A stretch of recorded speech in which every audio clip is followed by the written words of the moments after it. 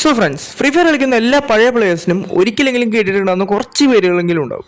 ഒരു ടൈമിൽ യൂട്യൂബ് റെക്കമെൻഡേഷനിൽ നിറഞ്ഞിരുന്ന ക്രിയേറ്റേഴ്സാണ് ഇവർ. ഗെയിം പ്ലേ കൊണ്ടും മൂവ്മെൻറ്റ് കൊണ്ടും സ്വന്തം സ്റ്റൈൽ കൊണ്ടും കമ്മ്യൂണിറ്റിയിൽ ഒരു ഐഡൻറ്റിറ്റി ഉണ്ടാക്കിയ പ്ലേയേഴ്സാണ് ഇവർ. പക്ഷേ ടൈം മാറി, ഗെയിം മാറി, കമ്മ്യൂണിറ്റിയും മാറി. അതോടെ പുതിയ ക്രിയേറ്റേഴ്സ് വന്നു, പുതിയ ജനറേഷൻസ് വന്നു. ഇപ്പോൾ കുറേ പേർക്ക് ഈ പേര് അത്ര ഫെമിലർ ആയിരിക്കില്ല, പക്ഷേ അതുകൊണ്ട് അവരുടെ ലെഗസി കുറയുന്നില്ല. സോ ഇന്നത്തെ വീഡിയോയിൽ നമ്മൾ നോക്കാൻ പോകുന്നത് ഫ്രീ ഫയറിലെ തന്നെ ടോപ്പ് 5 ലോസ്റ്റ് ലെജൻസിനെ പറ്റിയാണ്. അപ്പോൾ ഈ വീഡിയോ നിങ്ങൾക്ക് ഇഷ്ടപ്പെടുകയാണ്, ഈ വീഡിയോക്ക് ലൈക്ക് അടിച്ചിട്ട് പിന്നെ നമ്മുടെ ചാനൽ സബ്സ്ക്രൈബ് ചെയ്യുക. പിന്നെ ഈ വീഡിയോ നിങ്ങളുടെ ഫ്രീ ഫയർ കളിക്കുന്ന എല്ലാ ഫ്രണ്ട്സിനും ഫാമിലി മെമ്പേഴ്സിനും ഷെയർ ചെയ്യുക. സോ സമയം കളയുണ്ട്, ലെറ്റ്സ് സ്റ്റാർട്ട് ദ വീഡിയോ.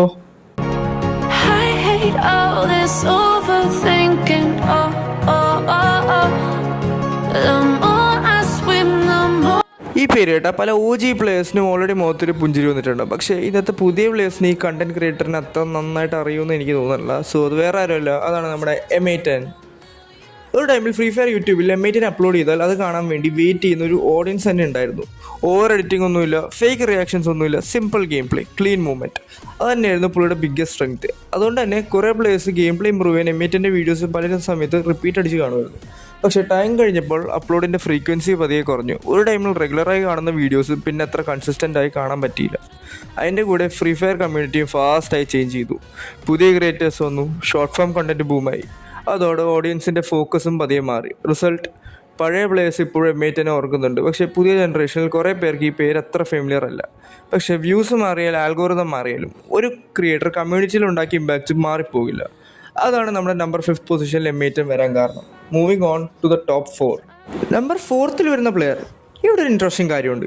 ചില ക്രിയേറ്റേഴ്സ് ഉണ്ട്, അവരുടെ വീഡിയോസ് കുറേ ആയിരിക്കില്ല, പക്ഷേ അവർ ഉണ്ടാക്കിയ ഇമ്പാക്റ്റ് വളരെ വലുതായിരിക്കും. ഈ പ്ലെയർ അതുപോലത്തെ ഒരാളാണ്. അതാണ് നമ്മുടെ ASOS FF. ഒരു ടൈമിൽ ASOS അപ്ലോഡ് ചെയ്താൽ അതൊരു നോർമൽ വീഡിയോ പോലെ ആയിരുന്നില്ല.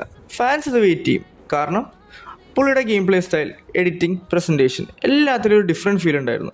കുറേ ക്രിയേറ്റേഴ്സ് ഡെയിലി അപ്ലോഡ് ചെയ്ത് ഓഡിയൻസ് ബിൽഡ് ചെയ്തപ്പോൾ ASOS കമ്പാരിറ്റീവ്ലി കുറച്ച് കണ്ടൻറ്റ് കൊണ്ട് തന്നെ ഒരു സ്ട്രോങ് ഫാൻ ബേസ് ഉണ്ടാക്കി. അത് തന്നെയാണ് പുള്ളിയുടെ ഒരു സ്പെഷ്യാലിറ്റി. പക്ഷേ പിന്നെ ടൈം കഴിഞ്ഞപ്പോൾ അപ്ലോഡ്സ് കുറഞ്ഞു. ASOSനെ റെഗുലറായി കാണാൻ പറ്റാതായി.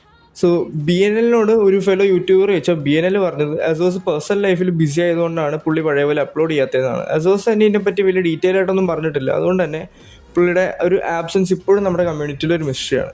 പക്ഷേ ഒരു കാര്യം ഉറപ്പാണ്, ഒരു ക്രിയേറ്ററിനെ കുറിച്ച് വർഷം കഴിഞ്ഞിട്ടും ഫാൻസ് കംബാക്ക് വെയിറ്റ് ചെയ്യുന്നുണ്ടെങ്കിൽ അത് അവർ കമ്മ്യൂണിറ്റിയിൽ ഉണ്ടാക്കിയ ഇമ്പാക്റ്റ് കാരണമാണ്. അതാണ് നമ്മുടെ ASOS FF നമ്മുടെ നമ്പർ 4th പൊസിഷനിൽ ഡിസേർവ് ചെയ്യുന്നതെന്ന് ഞാൻ പറഞ്ഞത്. പക്ഷേ ഇനിയും വരുന്ന പ്ലേയേഴ്സിനെ കുറിച്ച് പറയുമ്പോൾ ഗെയിം പ്ലേ അല്ല, ഒരു എൻറ്റയർ സ്റ്റൈൽ തന്നെ ചേഞ്ച് ചെയ്തൊരു ക്രിയേറ്ററാണ്. ആരാന്നറിയോ? Let's move on to number 3. Number 3 വരുന്ന പ്ലെയർ.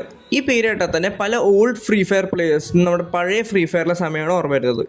ഒരു ടൈമിൽ ഇന്ത്യയിലെ ഫാസ്റ്റസ്റ്റ് പ്ലെയർ എന്ന റെപ്യൂട്ടേഷൻ കൊണ്ടുവരുന്ന ഒരു പ്ലെയറും ക്രിയേറ്ററും വരുന്നത്. ഇത് വേറെ ആരുമല്ല, അതാണ് നമ്മുടെ വില്ലൻ ഗെയിമിംഗ്. ഇപ്പോഴത്തെ ഗെയിം പ്ലേ കണ്ടവർക്കറിയാം, movement speed, reaction, aggressive fights എല്ലാം ഒരു ഡിഫറെൻറ്റ് ലെവലായിരുന്നു. അതുകൊണ്ട് തന്നെ അന്നത്തെ ടൈമിൽ കുറേ പ്ലേയേഴ്സ് പുള്ളിയുടെ ഗെയിം പ്ലേ നോക്കി മൂവ്മെൻറ്റ് പ്രാക്ടീസ് ചെയ്തിട്ടുണ്ട്. പക്ഷേ വില്ലൻ ഗെയിമിങ്ങിനെ സ്പെഷ്യലാക്കിയത് പുള്ളിയുടെ ഗെയിം പ്ലേ മാത്രമല്ല, പുള്ളിയുടെ ഓൺ പേഴ്സണാലിറ്റിയും കമൻട്രി സ്റ്റൈലും ഉണ്ട് പുള്ളിക്ക്. ഓഡിയൻസിനെ കണക്ട് ചെയ്യുന്നൊരു ഡിഫറെൻറ്റ് വേ ആയിരുന്നു പുള്ളിയുടെ ഒരു സ്പെഷ്യാലിറ്റി. പീക്ക് ഫ്രീ ഫയർ എറയിൽ പുള്ളിയുടെ വീഡിയോസ് വരുമ്പോൾ ഫാൻസ് വെയിറ്റ് ചെയ്യുമായിരുന്നു. ഒരു ക്രിയേറ്റർ എന്ന നിലയിൽ കമ്മ്യൂണിറ്റിയിൽ തന്നെ ഒരു ഐഡൻറ്റിറ്റി ക്രിയേറ്റ് ചെയ്ത ഒരാളാണ് നമ്മുടെ വില്ലൻ ഗെയിമിംഗ്. പക്ഷേ ടൈം കഴിഞ്ഞപ്പോൾ ഫ്രീ ഫയർ കമ്മ്യൂണിറ്റി മാറി, പുതിയ ക്രിയേറ്റേഴ്സ് വന്നു, കോണ്ടന്റ് സ്റ്റൈൽ മാറി. അതിൻ്റെ കൂടെ വില്ലൻ ഗെയിമിങ്ങിൻ്റെ ചാനലിൽ അപ്ലോഡ്സും പതിയെ കുറഞ്ഞു.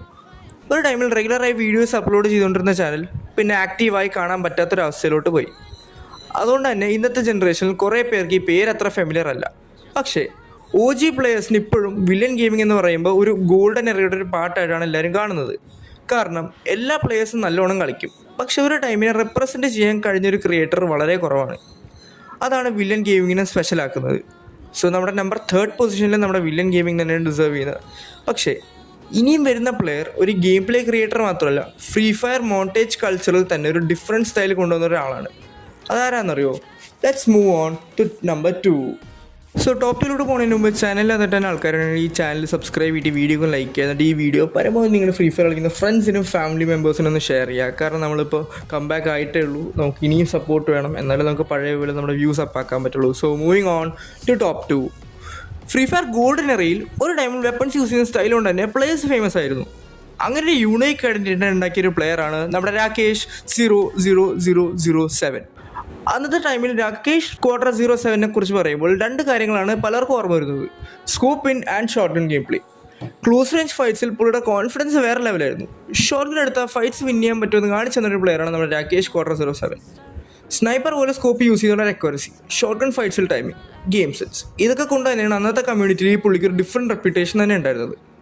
പക്ഷേ ടൈം കഴിഞ്ഞപ്പോൾ ഫ്രീ ഫയറിലെ സീനാകെ മാറി. പുതിയ ക്രിയേറ്റേഴ്സ് വന്നു, പുതിയ പ്ലേ സ്റ്റൈൽസ് വന്നു. അതിൻ്റെ കൂടെ രാകേഷ് Quadra07 ചാനലിലെ ആക്ടിവിറ്റീസും പതുക്കെ കുറഞ്ഞു തുടങ്ങി. ഒരു ടൈമിൽ റെഗുലറായി വീഡിയോസ് വരുന്ന ചാനൽ പിന്നെ അപ്ലോഡ്സ് കുറഞ്ഞതോടെ പുതിയ ജനറേഷനിൽ പുള്ളിയുടെ പേര് അത്ര കേൾക്കാതായി. പക്ഷേ ഫ്രീ ഫയർ കളിക്കുന്ന പണ്ടോട്ടുള്ള പ്ലേയേഴ്സിനറിയാം രാകേഷ് Quadra07 എന്ന പേര് ഇപ്പോഴാ ഗോൾഡൻ എറയുടെ ഒരു പാർട്ടാണ്. കാരണം എല്ലാ പ്ലേയേഴ്സും നല്ല ഗെയിം പ്ലേ കാണിക്കും, പക്ഷേ ചിലർ മാത്രമേ ഒരു സിഗ്നേച്ചർ സ്റ്റൈൽ കൊണ്ട് ഒരു ഓർമ്മ നിലനിർത്തുള്ളൂ. അതാണ് നമ്മുടെ Rakesh Quadra07. So moving on to number 1. So number first പൊസിഷനിലെ പ്ലെയറിനെ പറ്റി പറയുകയാണെങ്കിൽ, ഈ പ്ലെയറിനെ പറ്റി പറയുമ്പോൾ എനിക്ക് ചെറുതായിട്ടൊരു വിഷമമുണ്ട്. കാരണം ഒരു ടൈമിൽ ഫ്രീ ഫയർ കമ്മ്യൂണിറ്റിയിൽ ഈ പേരുണ്ടാക്കിയ ഇമ്പാക്റ്റ് വേറെ ലെവലായിരുന്നു. അത് വേറെ ആരുമല്ല, അതാണ് നമ്മുടെ ആൽഫ ഫ്രീ ഫയർ. 2019-20 ടൈം പീരീഡിൽ നിങ്ങളും ഫ്രീ ഫയർ കളിച്ചിട്ടുണ്ടെങ്കിൽ ഈ പേര് കേൾക്കാതിരിക്കാൻ ചാൻസ് വളരെ കുറവാണ്. പുള്ളിയുടെ game play, Saulos, squad, clutch moments എല്ലാം കൊണ്ട് തന്നെ ഒരു ഹ്യൂജ് ഓഡിയൻസ് ബിൽഡ് ചെയ്തൊരു ക്രിയേറ്ററാണ് നമ്മുടെ ആൽഫ ഫ്രീ ഫയർ. ഒരു സമയത്ത് ഈ പുള്ളിയുടെ ഇന്ത്യൻ B2K എന്നാണ് വിളിച്ചുകൊണ്ടിരുന്നത്. പുള്ളിയുടെ വീഡിയോസിന് ലക്ഷക്കണക്കിന് വ്യൂസാണ് വെറുതെ വരുന്നത് അപ്ലോഡ് ചെയ്യുന്ന സമയത്ത്. പണ്ട് ചാനലിൽ മില്യൺസ് ഓഫ് സബ്സ്ക്രൈബേഴ്സും റീച്ച് ചെയ്തിട്ടുണ്ട്. ഇപ്പോൾ പോലും പുള്ളിയുടെ ചാനലിൽ മില്യൺസ് ഓഫ് സബ്സ്ക്രൈബേഴ്സ് ഉണ്ട്. പക്ഷേ ഒരു ക്രിയേറ്ററിൻ്റെ ജേണിയിൽ സബ്സ്ക്രൈബേഴ്സ് മാത്രമല്ല ഇമ്പോർട്ടൻറ്റ്, ഓഡിയൻസ് കണക്ഷനും ഇമ്പോർട്ടൻ്റ് ആണ്.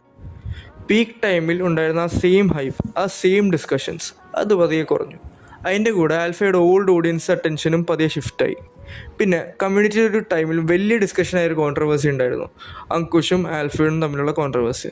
അതിനെപ്പറ്റി എനിക്ക് വലിയ രീതിക്ക് അറിയില്ല, കാരണം നമ്മുടെ കമ്മ്യൂണിറ്റിയിൽ അതിനെപ്പറ്റി പല ഇൻഫർമേഷൻസാണ് സർക്കുലേറ്റ് ചെയ്യുന്നത്. കാരണം അങ്കുഷായിരുന്നു ഗ്രാൻഡ് മാസ്റ്ററിലോട്ട് പുഷ് ചെയ്തുകൊണ്ടിരുന്നത്, പിന്നെ ആൽഫയായിരുന്നു നമ്മുടെ സോളോസ് സ്ക്വാഡ് ഗെയിം പ്ലേ ചാനലിൽ ഇട്ടുകൊണ്ടിരുന്നത്. അപ്പോൾ ഇവർ രണ്ടുപേരായിരുന്നു, അങ്കുഷും ആൽഫയും. ബട്ട് ചാനലിൻ്റെ പേരായിരുന്നു അങ്കുഷ് ഫ്രീ ഫയറിലെന്ന്.